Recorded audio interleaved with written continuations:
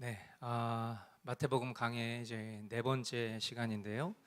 하신 말씀을 이루시려는 것이었다라는 제목의 말씀 가지고 마태복음 2장 13절부터 23절까지 말씀, 하나님 말씀 선포하도록 하겠습니다. 먼저 우리 13절부터 15절까지 말씀 우리 한 목소리로 함께 읽도록 하겠습니다. 박사들이 돌아간 뒤에 주님의 천사가 꿈에 요셉에게 나타나서 말하였다. 헤롯이 아기를 찾아서 죽이려고 하니 일어나서 아기와 그 어머니를 데리고 이집트로 피신하여라. 그리고 내가 너에게 말해줄 때까지 거기에 있어라. 요셉이 일어나서 밤사이에 아기와 그 어머니를 데리고 이집트로 피신하여 헤롯이 죽을 때까지 거기에 있었다. 이것은 주님께서 예언자를 시켜서 말씀하신 바 내가 이집트에서 내 아들을 불러냈다 하신 말씀을 이루시려는 것이었다. 아멘. 오늘 이제 우리가 마태복음 네 번째 시간인데 제가 두 번째 시간 때에도 언급을 했었던 것처럼 하나님께서는 옛 시대에는 꿈을 사용하셔서도 하나님의 은혜로운 뜻, 특별 계시를 가르쳐 주셨다, 그렇게 전한 바 있습니다. 오늘 본문에도 주님의 천사가 이 예수 그리스도의 육신의 아버지인 요셉의 꿈에 나타나서 헤롯 왕이 어떤 음모를 가지고 있는지, 그리고 그것에 대한 피신해야 될 장소, 그리고 피신해야 될 기간을 직접 나타나셔서 계시하시는 이런 은혜를 보여주고 있습니다. 그런데 이제 우리가 여기서 좀 놓치지 말아야 될 것은 하나님은 알파와 오메가이시죠. 그 말은 하나님에게는 시간이라는 것 위에 계신 분이라는 것을 의미하는 거예요. 저와 여러분들은 과거로 돌아갈 수 없고 미래를 앞당겨 살아갈 수 없습니다. 우리는 시간의 종속을 받고 있고 시간에 따라서 살아갈 수밖에 없어요. 그러니까 우리는 어떤 일들이 있을 때 이미 벌어진 일들에 대한 대처를 하는 것이 어쩔 수 없는 운명이에요. 그런데 하나님은 우리가 이런 말씀을 통해서 볼 때에 어떤 헤롯 왕의 음모를 보시고 그것에 대한 대처법을 우리에게 가르쳐 주시는 것처럼 우리는 어쩔 수 없이 그 시간의 흐름 속에서 생각할 수밖에 없어요. 그런데 아주 평범해 보이는 이 말씀이지만 이 말씀은 하나님이 어떤 즉흥적으로 대처하시는 말씀이 아니라는 것을 볼 수 있어야 돼요. 하나님이 대처법을 가르쳐 주신 것은 즉흥적인 대처가 아닙니다. 만물을 다스리시고 모든 것을 섭리하시는 하나님은요, 이미 예수 그리스도가 이 땅에 오시기도 전에 이 헤롯 왕의 음모를 다 보시고 이미 그것에 대한 하나님의 섭리 중의 대처를 미리 준비해 놓고 계셨다는 것을 성경은 이해하게 하고 싶은 거예요. 그러니까 우리는 그 점을 봐야지, 그냥 헤롯 왕이 이런 음모를 펼치고 있고 그 음모에 대해서 하나님이 이집트로 피신하라고 했구나, 그리고 그 헤롯 왕이 좀 잠잠해질 때까지 거기에 머물러 있으라고 했구나, 우리는 그렇게 인간적으로 생각할 수 있지만 이 모든 대처는 하나님께서 예수 그리스도가 이 땅에 오시기도 전에 이미 예언하고 계셨다는 것을 우리는 확인할 수 있어야 되는 것이죠.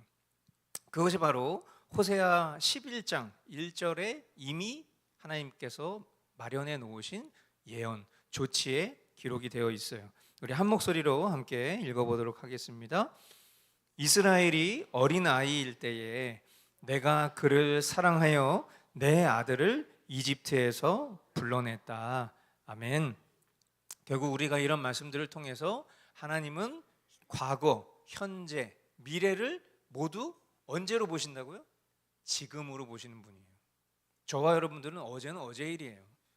오늘도 지금 이 순간 분초가 지나가고 있는 시점을 우리는 붙잡을 수 없어요.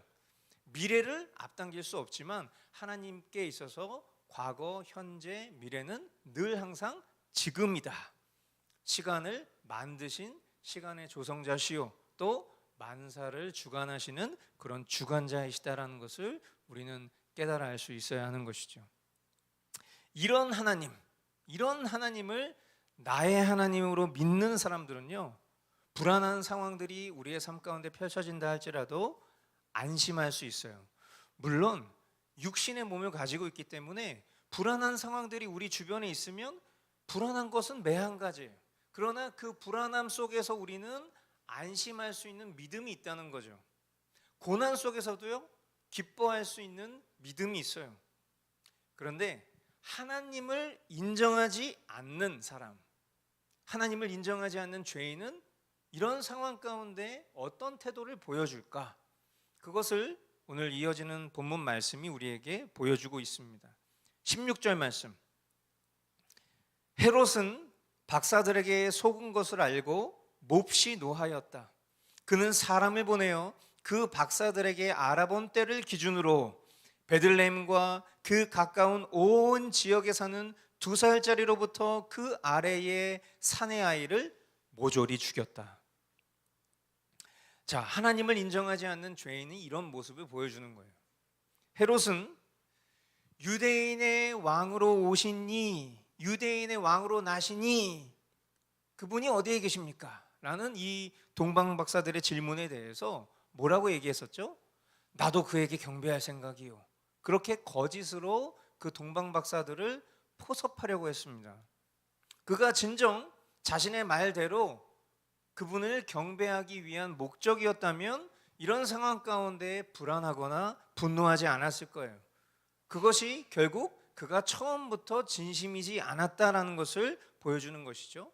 그리고 그의 거짓에 회유되지 않은 동방박사들의 선택에 그는 그의 분노를 말도 안 되는 유아 학살로 풀게 되는 거예요. 이게 얼마나 하나님을 신뢰하지 않는 자의 그 마음의 내면으로부터 시작된 재앙이라는 것, 이것을 우리가 그대로 볼 수 있는 거죠. 그러니까 이런 모습들을 볼 때에 저와 여러분들이 살아가는 삶 속에서 과연 나는 어떤 신앙과 믿음을 갖고 살아가는지를 한번 바라볼 수 있어야 돼요. 이런 상황 가운데에서도 나는 하나님을 신뢰하는 자인가, 아니면 하나님을 신뢰하지 않고 나를 신뢰하거나 또는 상황과 환경에 이끌림을 받는 사람인지를 우리는 이 모습을 통해서 우리 자신을 돌아볼 수 있어야 하는 것이죠. 그러나 우리의 시간 속에서 미래를 지금으로 바라보시는 하나님은 이 역시도 이미 예레미야 선지자를 통해 예언하신 바 있는 것입니다. 17절. 이리하여 예언자 예레미야를 시켜서 하신 말씀이 이루어졌다. 라마에서 소리가 들려왔다. 울부짖으며 크게 슬피 우는 소리다. 라헬이 자식들을 잃고 우는데 자식들이 없어졌으므로 위로를 받으려 하지 않았다. 여러분, 베들레헴 주변에 사는 2살 이하의 남자아이들이 죽은 그 가정들을 한번 상상해 보십시오.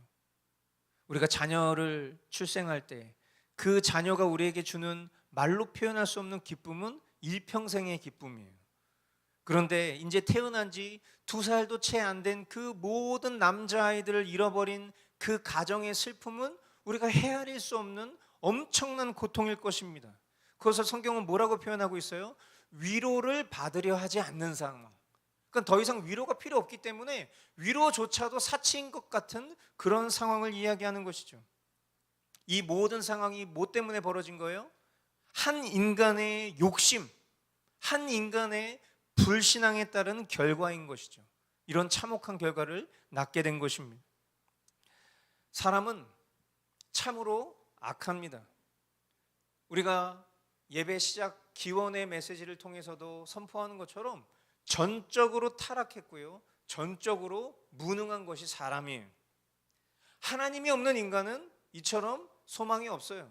헤롯만 그런 것이 아니라 모든 인간이 다 그렇습니다. 헤롯 왕의 통치 연대가 주전 4년에 끝나는 것으로 보여요. 그러니까 헤롯이 지금 이런 유아 학살이라는 정말 끔찍한 일을 벌이고 나서 바로 죽었어요. 얼마나 허무한 일입니까? 무슨 부귀영화를 누리려고 금방 죽을 인간이 이런 욕심과 학살을 벌였을까? 한 치 앞도 알 수 없는 인간의 이런 욕심이 참 허무하고 참으로 어리석음을 보여주는 것이죠. 그의 죽음, 그 헤롯 왕의 그 죽음, 그가 뭔가 목표하고 달성하고 싶었던 것들을 목전에서 놓쳐버린 그 허무한 죽음이 수많은 남자 어린아이의 죽음을 위로할 수는 없겠지만요, 하나님은 죽음을 죽음으로 갚아주셨어요. 하나님은 신원을 갚아주시는 하나님이세요. 그러나 큰 차이가 있죠. 하나님 없는 죽음은 영원한 죽음으로 그 죽음의 깊이와 시간은 영원입니다. 고통은 헤아릴 수 없는 영원한 고통이에요. 구원받지 못한 인간의 죽음은요, 구원받은 수많은 영혼들의 이생의 죽음을 다 더하여도 비교될 수 없는 죽음이라는 것을 저와 여러분들은 알아야 합니다. 그만큼 하나님의 자녀됨, 구원의 은혜는 위대한 거예요.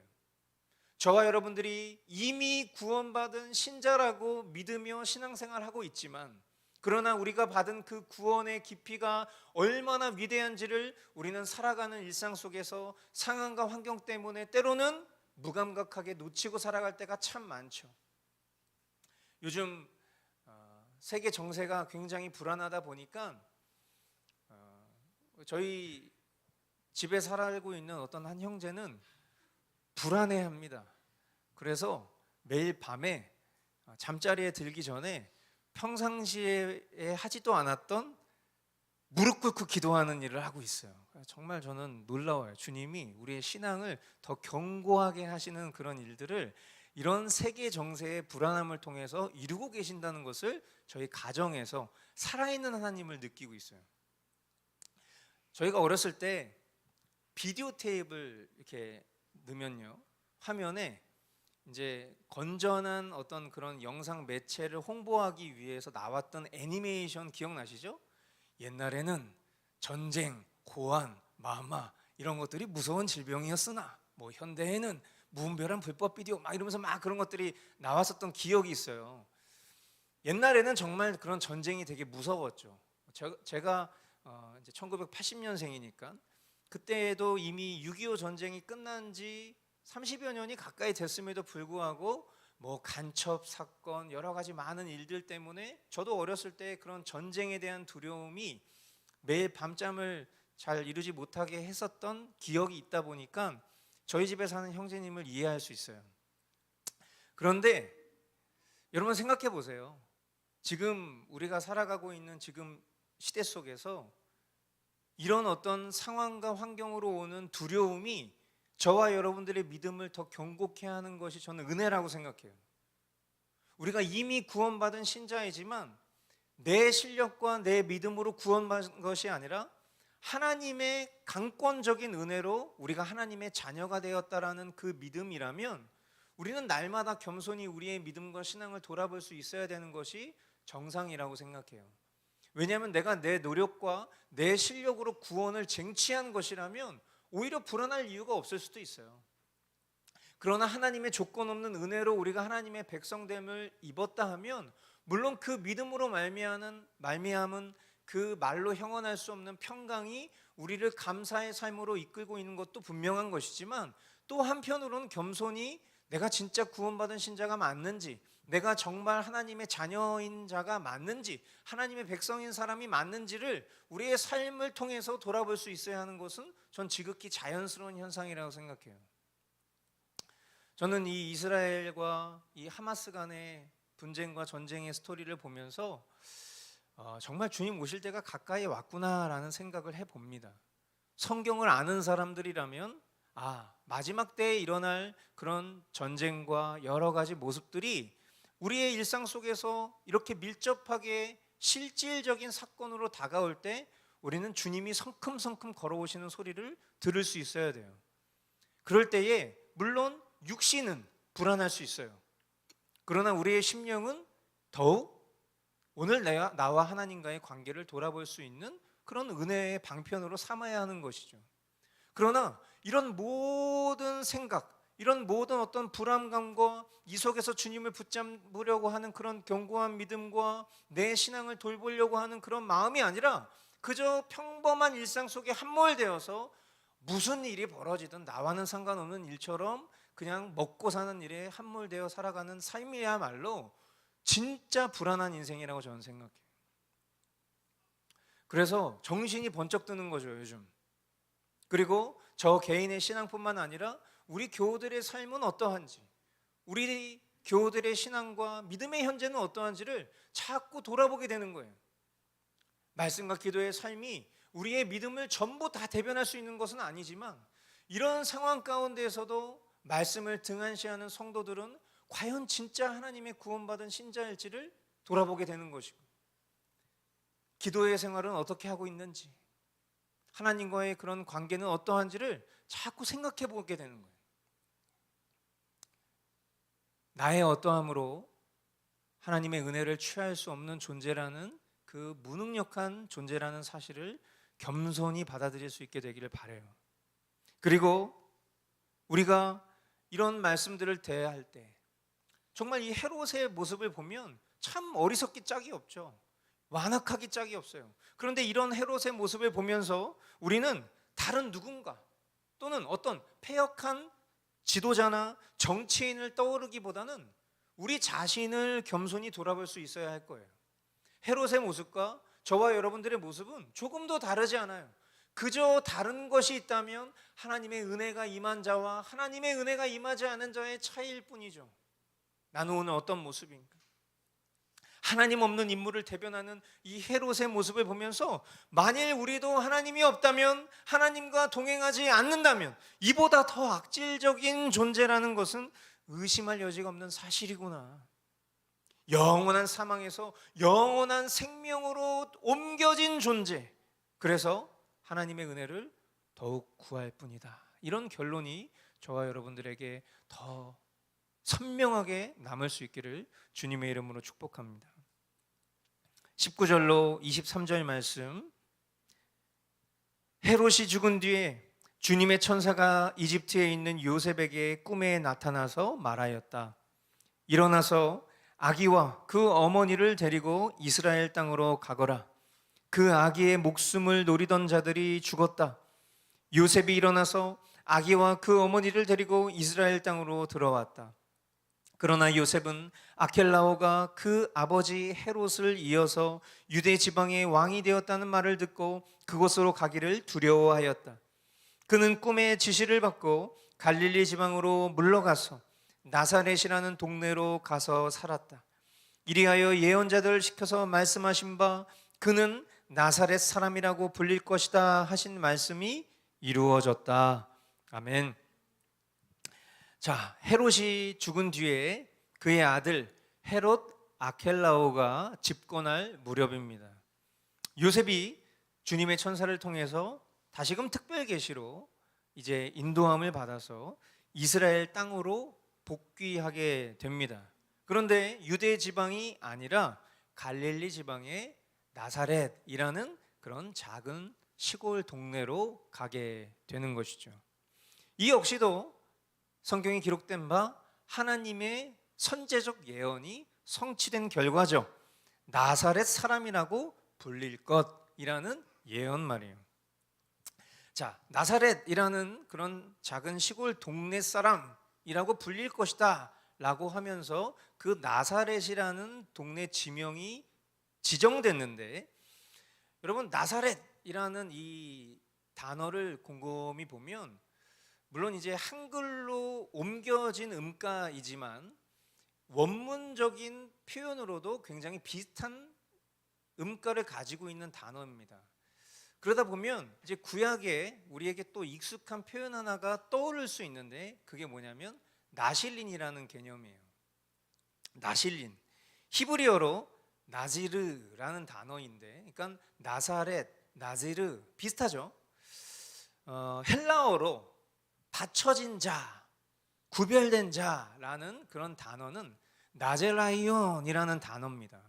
이 단어는 가지라는 뜻, 가지, 그러니까 나무 줄기의 가지라는 그런 단어로 쓰여지는 네체르라는 단어와 다 연결되어 있는데, 이 단어들, 그러니까 나사렛, 그리고 나지르, 또 나제라이온, 이런 단어들, 네체르, 이런 단어들이 사실상 어원이 한 줄기에서 비롯된 단어들이에요.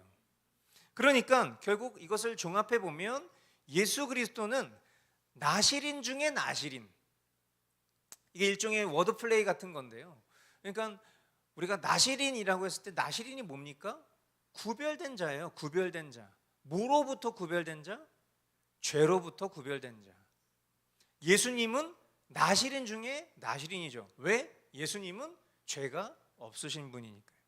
그리고 이새의 뿌리에서 구별된 가지, 네체르인 분이에요. 그러니까 이것은 단순히 나사렛 동네에서 나실리라는 어떤 출생지를 넘어서 이 지역의 어원을 통해서 더 깊고 거대한 하나님의 원대한 뜻을 알게 하시려는 하나님의 조치로 저와 여러분들은 묵상할 수 있는 것이죠. 그리고 이 나사렛이라는 동네 자체가 유대 갈릴리 마을 중에서도 어쩌면 시골 벽촌인 그런 곳이에요. 그러다 보니까 결국 예수 그리스도가 이 땅에 오신 이유와 목적이 무엇인가 보여주는 의미 있는 하나님의 뜻이라고 보입니다. 19세기에 영국의 위대한 복음 전도자 J.C. 라일이라는 분이 있는데, 그분이 이런 말을 했어요. 하나님 앞에서는 그 사람이 어디에 사느냐가 중요한 것이 아니라 그가 어떠한 사람이냐가 중요하다. 하나님 앞에서 우리가 어디에 사는지, 요즘 사람들은 어디에 살고 싶어 하죠? 학군이 좋은 곳, 새롭게 개발되어서 핫한 그런 핫플레이스에 살고 싶어 해요. 그래서 무리하게 빚을 내서라도 그런 곳에 가는 것이 사람들의 목표예요. 그런데 하나님 앞에서 참된 사람은 무엇이 중요하다고요? 하나님 앞에서 그가 어떠한 사람이냐가 중요한 거예요. 예수님이 시골 깡촌에서 태어나셨다고 해서 예수님의 신성과 영광은 조금도 감해지지 않아요. 도리어 더 빛이 나겠죠. 사람들은 항상 다른 사람들의 이목에 집중하게 되어 있어요. 연약하죠. 그래서 육신의 정욕과 안목의 정욕과 이생의 자랑에 늘 사로잡혀서 다른 사람과 남과 나를 비교하기에 급급해요. 가끔 인스타그램에 부엌 계정이라고 하죠. 이렇게 사람들이 여러분도 성공할 수 있습니다, 엄청 돈을 많이 벌 수 있습니다 하면서 막 팔로워 신청을 하는 걸 보면요, 거기에 공통점이 있어요. 그 포스팅에 보면 항상 이런 글귀가 있어요.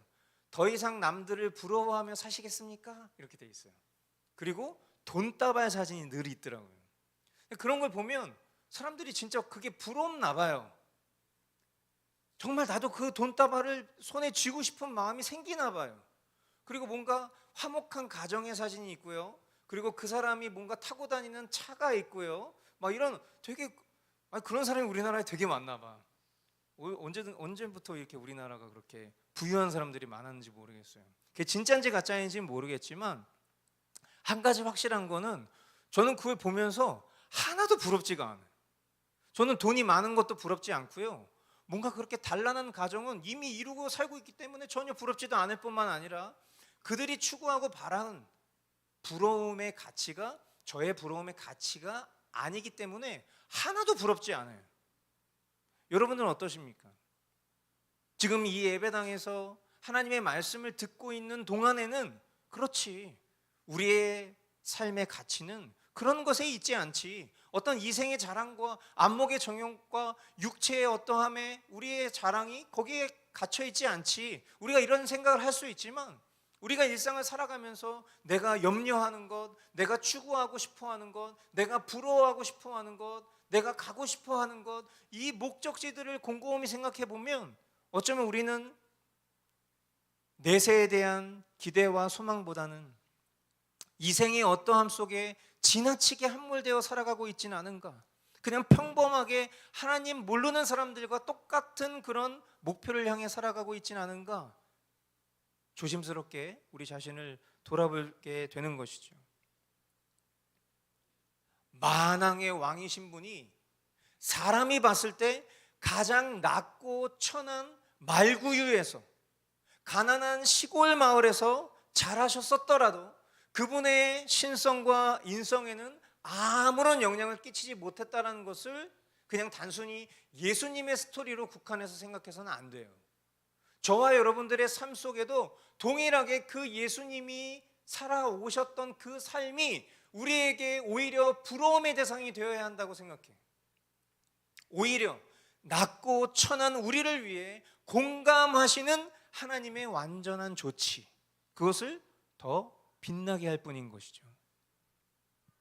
그러므로 우리 역시도 높아지기 위해서 애쓰는 자가 아니라 낮은 자리에서 겸손히 하나님께 영광 돌리는 그런 섬김이, 그런 서번트, 그런 하인, 그런 종과 같은 그런 삶을 더 추구하는 그런 인생 될 수 있기를 소망해야 하는 줄 믿습니다. 아멘. 그것이 저와 여러분들이 이 마지막 시대를 살아가야 될 목표가 되어야 하는 줄 믿어요.